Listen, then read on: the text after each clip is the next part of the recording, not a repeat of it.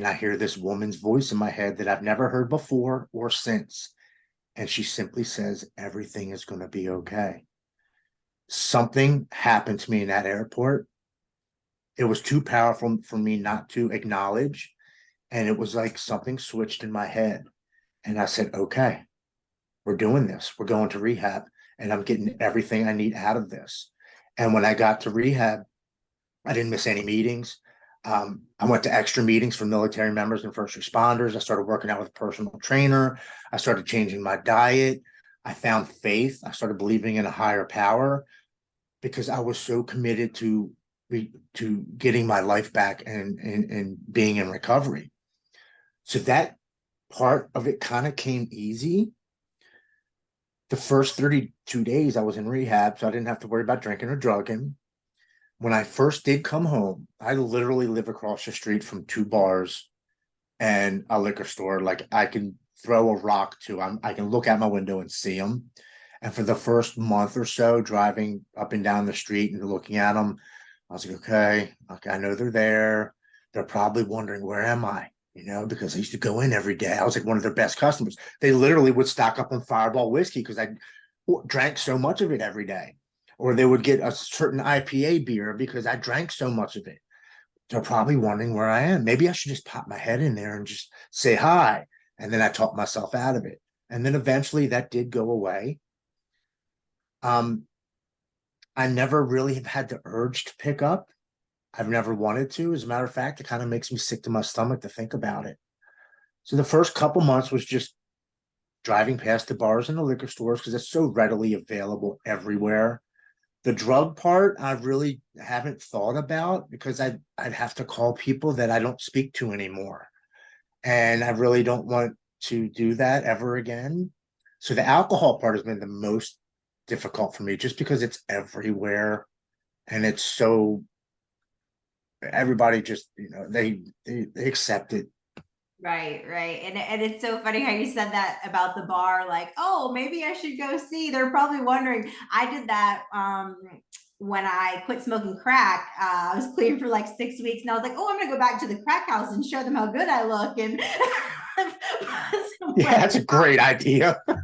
great idea. Yeah, that was the worst idea ever. The worst idea ever, but that's our thinking, right? But I want to go back to this part that you talked about in the airport. So you basically had like, sounds to me like you had an encounter with God literally in the airport. Yeah, I call it my spiritual awakening. But it's funny. I mean, I don't know if you've heard my entire story, but I've had another encounter with God that I completely ignored, and it was 4 years earlier. Okay, Um, tell us so about it. so I told you I got hooked to the prescription pills to the doctors, and I'm eating 8 to 10 20 milligram oxys a day, and I'm drinking a 12 pack of beer, and I'm smoking weed like a quarter of weed every day. And I get to the point where I'm scared. I'm like, man, I'm taking all these oxys, I'm drinking all this beer. I might not wake up one morning because my body's just going to be like, you know what, screw you, I'm done. Like, you've been doing this for so long, I can't take it anymore. Even though that's what I'm used to taking every day, my body's going to be like, I'm done. It's enough. And I tell myself, I said, screw this, I'm not doing that. So I reach over and I grab my bottle off my nightstand and I empty it out into my hand and I have 18 Oxycontins in my hand. And I take all 18 of them and I go out into the living room and I drink a 12 pack of beer. And I go in my bed and I lay down and I say, please, God, don't let me wake up. I can't live this way anymore. I just want the pain to stop. And I passed out. I wake up that next evening, like 18 hours later. And my first thought is, holy shit, I didn't die. My second thought was to get up and go to the bathroom and grab my refill and dump it down the toilet. So I did that. I then look at myself in the mirror and I say, I don't care how bad this gets. I'm never taking pain medicine again. And for the next 10 days, I was the sickest I think I've ever been in my entire life, coming off of 4 years of opioids. And it lasted, it was just unbearable. The night sweats, the panics, the throwing up, the going to the bathroom, the fevers, the chills. the insomnia, the whole gambit. But every day I would look in the mirror and say, remember this feeling, remember this feeling. We're never doing this again. Well, after those 10 days were up and I was actually kind of feeling okay, I said, I got to get out of this house. I need to go for a ride and clear my head because I've been in the house for 10 days, basically dying. And I get in my truck and I go driving around this park. And we have a beautiful park down here in Maryland.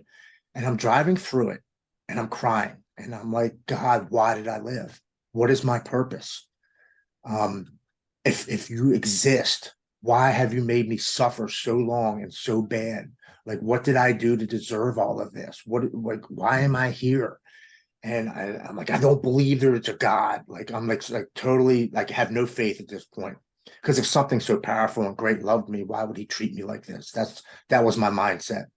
And I'm driving through the park and I get to this tree where in 1996, my best friend at the age of 18 lost control of his vehicle and hit the tree and unfortunately died at the age of 18. This is March 16th, 2017. So 21 years later. Yeah.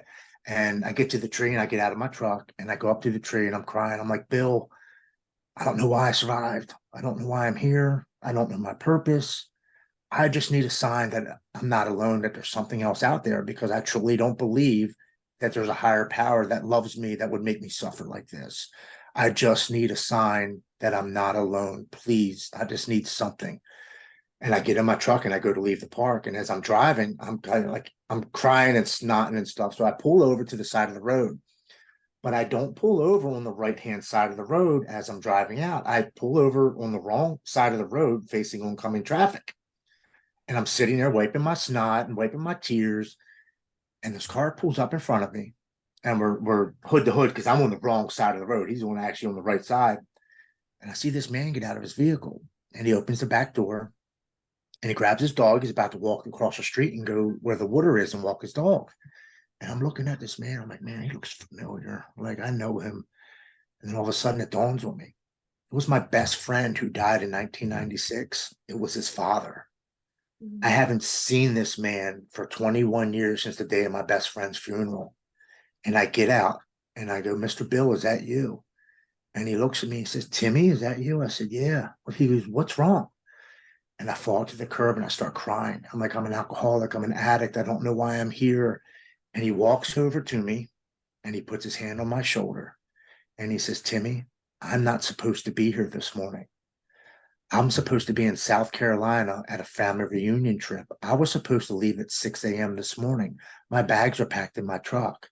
He said, my wife came to me in a dream last night and told me to come walk the dog here this morning at 10 a.m. And I looked at him and I said, Mr. Bill, I just stopped at Billy's tree and asked him for a sign. And he says, I think I was sent here to see you. And we started hugging. And he's like, don't worry, man, everything's going to be okay. And I leave the park and I have about 10 minutes where I'm like, wow, there's something else out there. There's something watching over me. I'm being protected. And just like that, my addictive personality and my addictive brain twists my thought and says, you're absolutely right. You're being protected. You're being watched. So you don't have to stop drinking because nothing will happen to you. And the next 4 years is I drank the most alcohol I've ever drank in my life, which ultimately led me to wrecking my truck twice, having an affair on my wife after 25 fucking years. And I've never done that before. And getting kicked out of my home and sleeping in my truck for 2 days and ultimately led me to rehab. But I ignored that sign when it was so blatant that my addictive brain was like, no, not today. Like we're not letting go of you yet. Yeah, there's so I talk a lot about like the spiritual side of addiction because as powerful as our God is, we also have an enemy who Yeah. wants to keep us stuck, who wants to keep us in chains, in bondage.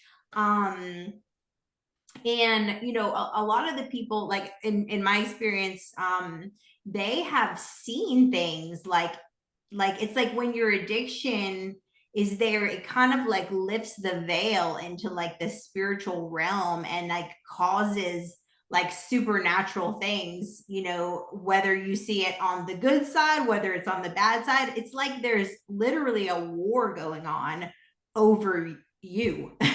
Yeah.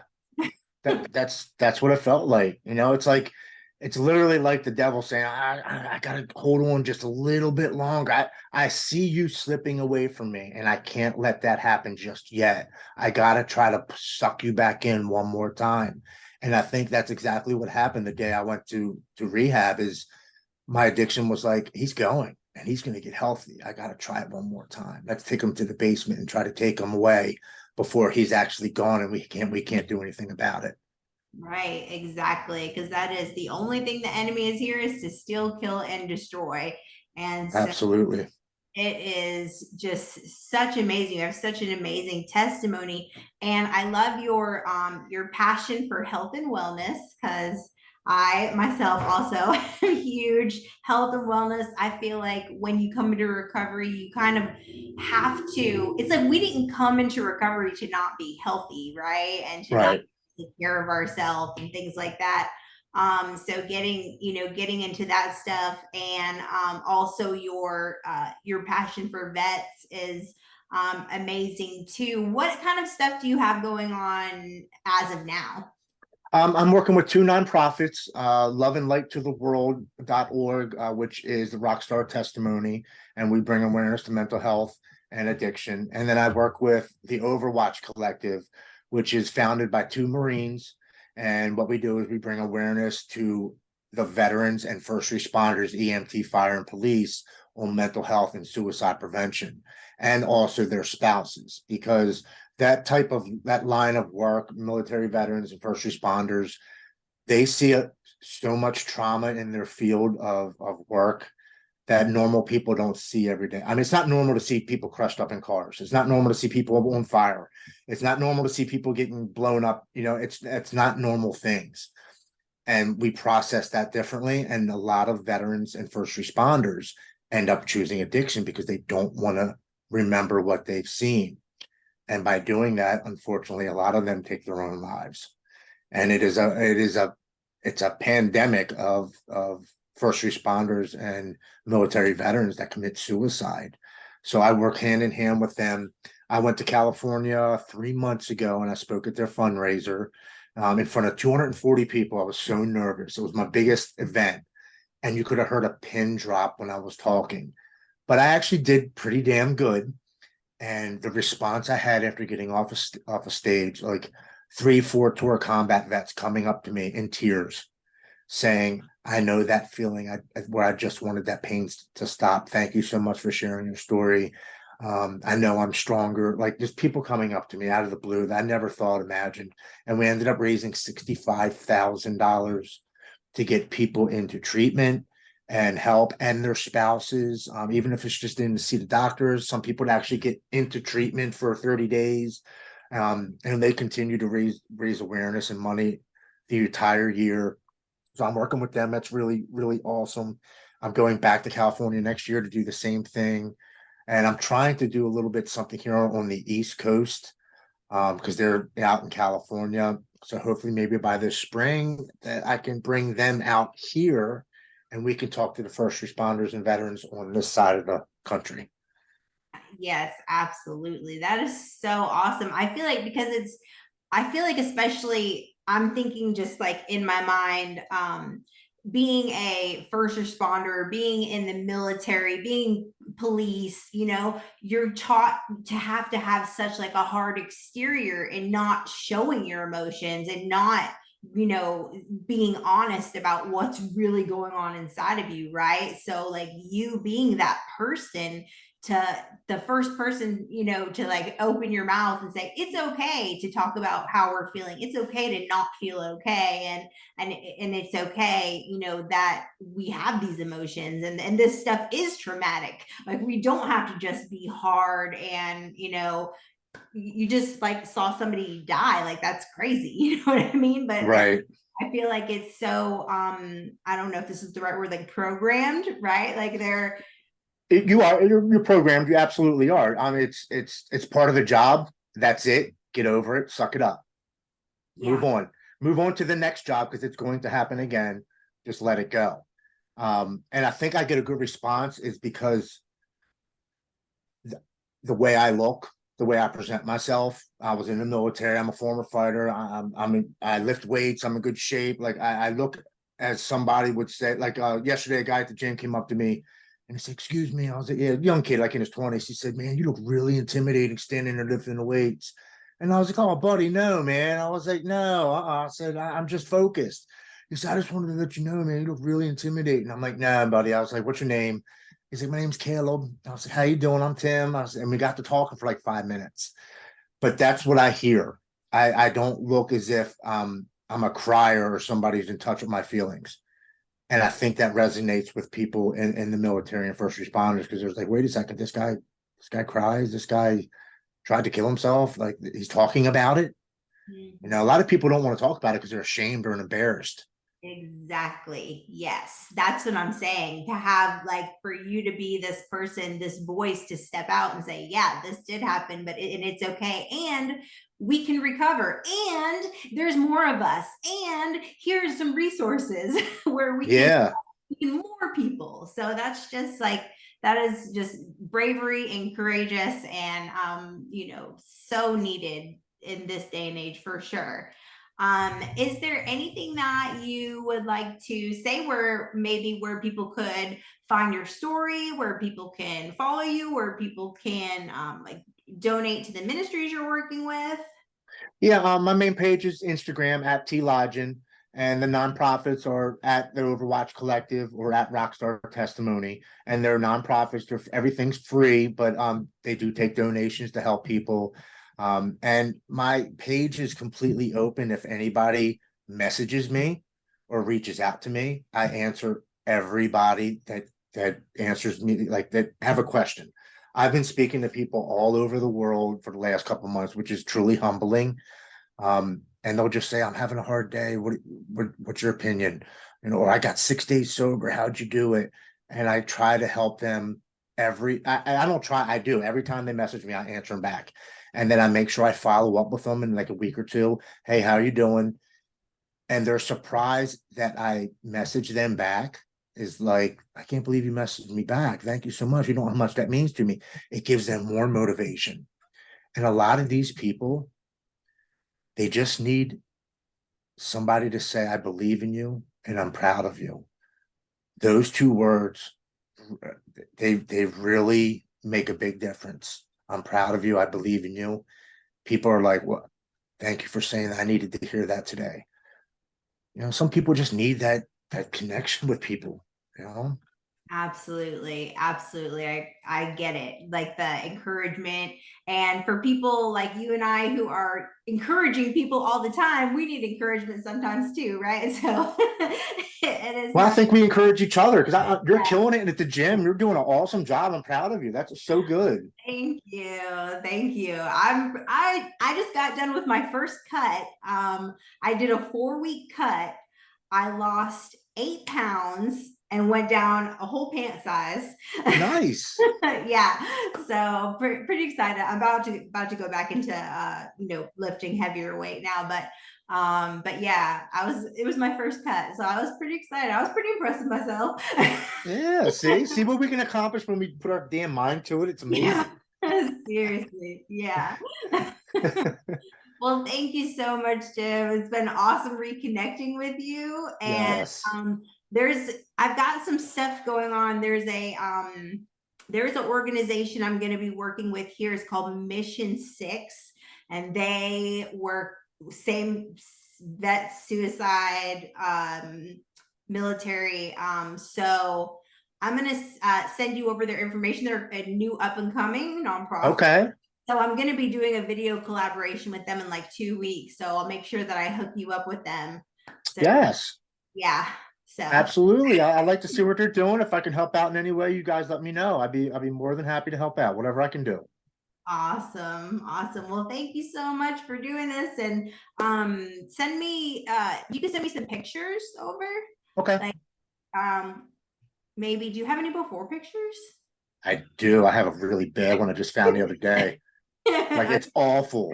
I was like, "Oh my God, I look like that." My wife said, "Yeah." I was like, "Oh my God." It was like in my old phone. So it's like I cleaned out my sock drawer and I found 4 old phones because I don't know why we don't throw them away, but I have 4 old phones and I plugged one in just to see what was in there. And I'm like, my mouth's like open the entire time. I'm like, holy shit. Oh my goodness. Yes, send it over. Send it over. Awesome. Well, we'll get this up in a couple days. It was really good talking to you, and I'll make sure that I send you over the Mission 6's information. Okay, great. It was nice talking to you, Jamie. Nice talking to you too. Thank you. Take care. Bye. Bye bye.